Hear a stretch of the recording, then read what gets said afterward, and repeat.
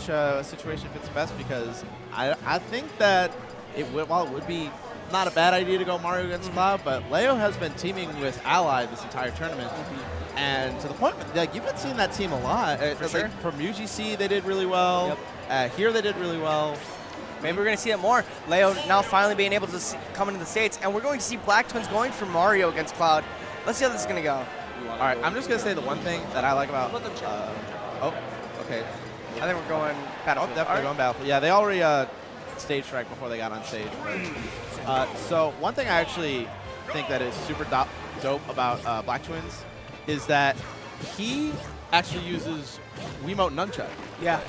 Like, that's like a dying breed. I barely see anybody, play with that. It's pretty cool, and it's kind of demoralizing. Like, you lose to Blacktwins, and you're like, I lost to the guy that's playing with the Wiimote. But also, it's kind of bad for his favor too, because at Big House, he did not get the chance to play with the Wiimote and Nunchuck, and had to play with the GameCube controller. So that might have affected his placings at the Big House 6. But right now, I think we're just seeing a button check. Yep, this is definitely button check.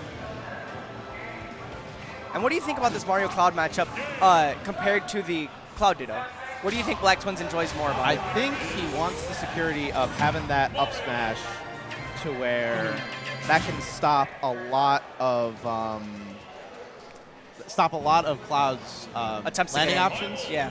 And also just his combo game in general.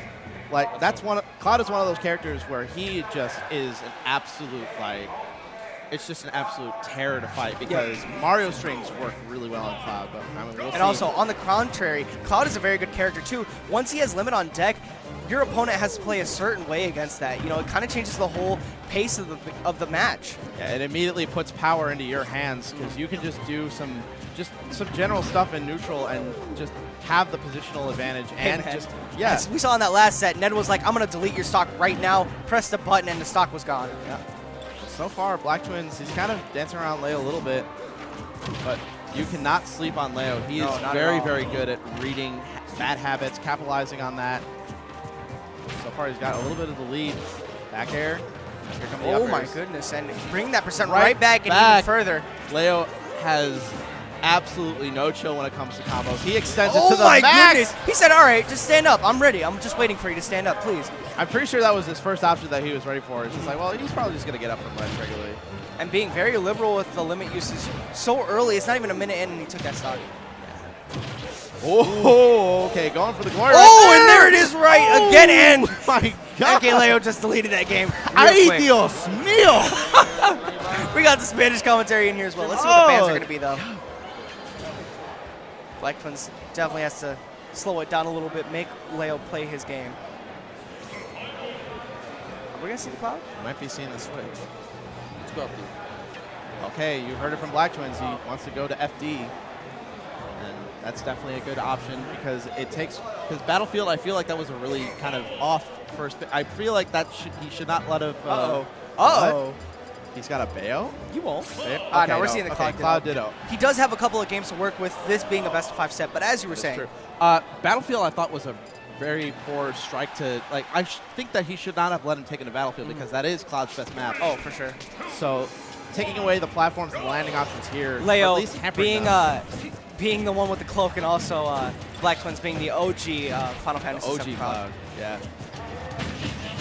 So we'll see. French fries coming out. That's easily a good couple of bits of damage.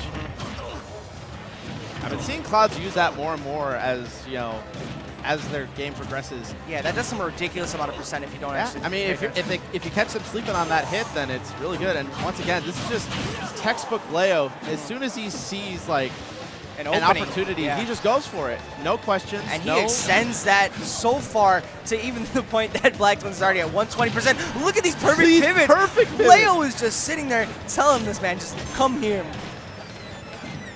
And that's all he really has to do. He just has to sit back. He is in full control right now. Oh my goodness, and going out there for an up air, 36% on his stock. Blacktwins needs to find some kind of answer. But this is where it gets really hard, because Leo's one of those players where once he gets on you, it's really hard to get him off. because this is just a situation where it's very, very difficult. And we even saw, like, right there, Blacktwins calling out the roll read from MKLeo and only just getting a jab in for the punish. He needs to do a lot more if he wants to take the stock and keep it level. Starting to bat away Leo more and more, though. He's starting to get his recovery, especially his ledge get up options. But Leo, once again, coming right back in. Finally getting some percent on Blacktwins stock. Oh, that with up smash, that could be huge. That's big damage. Oh my goodness. Reading and that down punishing air. the down air. Leo is not letting up once he finds that opportunity. Great grab out of the down air. That was super smart covering that, because not a whole lot of people think about grabbing that down air. Yeah. It's one of those things where you have to be very confident in your spacing to be able to do. That's just one thing that Leo specializes in, is just Oh super my low goodness, spacing. has He to has burn to limit. burn it. Not Tries getting to that get two-frame edge nair. guard. I like it. It was safe. You know, he wasn't going to get punished for that at all, but Oh, like or snapping the not, ledge. he's going to put Blacktwins in a bad situation. Is he just going to get an upper to finish it off? Or No, forward tilt, forward that tilt. could do it. Nope, Yeah, he it still might has be the a jump gimp, left, though. but yep, that's going to be it. Yeah. So That is another two stock coming from MKLeo. What is Blacktwins going to do? Are we going to see the Mario once again? Are we going to see that Bayo he hovered over for half a second? Let's see what the bands are going we'll to be. see. Let's go back. Oh, he wants All that right, run we're going to go back. back. Definitely wants It's that that run pride back. pick, man. And he's going to be switching off of characters, so we'll see what happens. Oh my What? goodness. Lucina. What? If anything, I thought we were going to see the Marth coming up from No. MKLeo against Cloud. Pulling out the Bay. But we're Okay. pulling out the waifu right now. We got Alright. Lucina versus Cloud on FD. This is Blacktwins' last winner's game right here. If he can't beat MKLeo. So this is definitely one of those situations where he's got to be very careful, because just like Mark, Lucina falls into up air juggles very easily. So he's got to be careful with his landings. He's got to be safe with any sort of options on stage, and also got to be very careful with recovery, because it's one of those recoveries that's super susceptible to ledge trump if you don't buffer any options. And you know, MKLeo, knowing the ins and outs of Marth, he at least knows what Blacktwins is looking for with Lucina. This is going to be dangerous, because MK has so much knowledge on Marth. A lot of that's going to translate over into this matchup. And even though Marth and Lucina are very similar but different as well, he still knows what he's going to be going for. And he finally takes the stock 32%. This is a rerun of the last two matches. What can Blacktwins do? This is MKLeo, man. This is not a whole lot. He's basically got his number. Oh That my- pivot grab was Yo. clean. And now it's going to be very hard for him to land. That trade, though, is going to give him a little bit of life. MKLeo is just juggling right now. He's not even playing the game. Kind of just toying with his food at this point. Trying his best just to kind of keep it close. Oh, but we got a shield break. There we go. All right. That'll do it. And that's going to be the stock. Finally, Blacktwins on game 3, taking the first stock, 60%, calling out MKLeo.